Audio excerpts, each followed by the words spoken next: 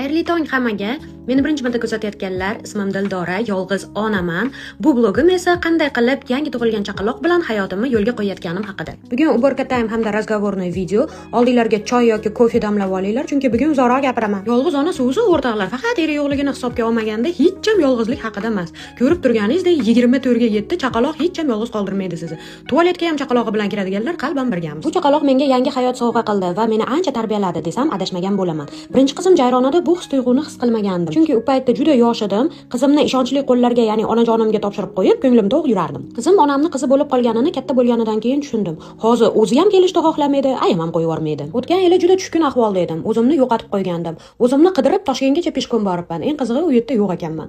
Xullas, rosa o'zimni qidirib topishga harakat qildim va topolmadim. Hayotim oq-qora kinoga o'xshab juda zerikarli tuyulardi. Xuddi Belka v Kalisedek hech narsani ma'nosi yo'qdek. Ishlashni ham, nimagadir qiziqishni ham baribir hammamiz o'lib ketamiz deb bu jarayonni tezlashtirishga juda ko'p marta harakat qildim. Sigaretga o'tirib qolib uni tashlalmaganim, ichkilik, depressiya, migren, ya'ni har kunlik qo'rqinchli bosh og'riqlar meni yashashga umidimni so'ndirgandi. Bunday holatda, ya'ni shuncha zararli odatlar bilan hamda past energiyada erkak kishi bilan munosabatda bo'lish yaxshilikka olib kelmasligini bilsam ham, balki shu holatdan chiqib ketishimga yordam berar degan umid bilan munosabat qurganim yaxshilikka bo'lgan ekan. Homilador bo'lishim bilan tumanda yashagan miya ravshanlashishni boshladi.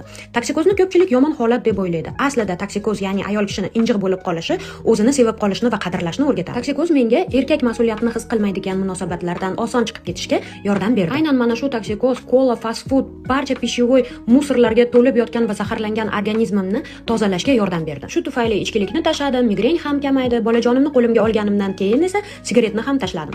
Endi o'ylab qarasam, problemalarni o'ylamaslik uchun sigaretni ketiga o'ylab chekardim ekan. Sigaret yo'q bo'lib qolgandan keyin tushundimki, problemalarim juda ko'p va yolg'iz onaga bu hayotda yashash juda qiyin ekan. Bolani onaga beradigan eng katta sovg'asi bu mas'uliyat ekan. Aynan shu mas'uliyat tufayli tinimsiz harakat qilishga majbur bo'lyapman. Bu chaqaloqni esa mendan boshqa hech kimi yo'q. Shu sababli o'zimni ham, chaqaloqni ham o'ylashga va ikkalamizni kelajagimiz uchun harakat qilishga mas'ulman. O'rtoqlar, men boyni qiz emasman, oddiy oilada tug'ilganman. Ota-onam ajrashganligi hamda turmushim o'xshamaganligi sababli uzoq yillar davomida yolg'iz yashayman. Hozirda ishsizman, bu sostoyaniyada ishlamayman ham, chunki ikkinchi marta qayta kesirvadan keyin tiklanishga ancha vaqt kerak. Uni ustiga bolajonimni qarab turgani ham yordamchilar yo'q. Instagramdagi reklamalardan tushadigan pullar evaziga kun ko'radigan uy bekasiman. Shuning uchun ham bolajonimni ertangi kunga kashasini, pampersini o'ylab, umrimda birinchi marta mahalla komitetiga bolalar puli uchun yordam so'rab bordim. Menga bolalar puli berishi noaniq, lekin bolam uchun qilayotgan harakatlarim, voy bolam uyg'onib qoldi. Meni baxtli qilyapti. O'rtoqlar, video yoqqan bo'lsa like bosishni unutmanglar. Meni kuzatishda davom etinglar.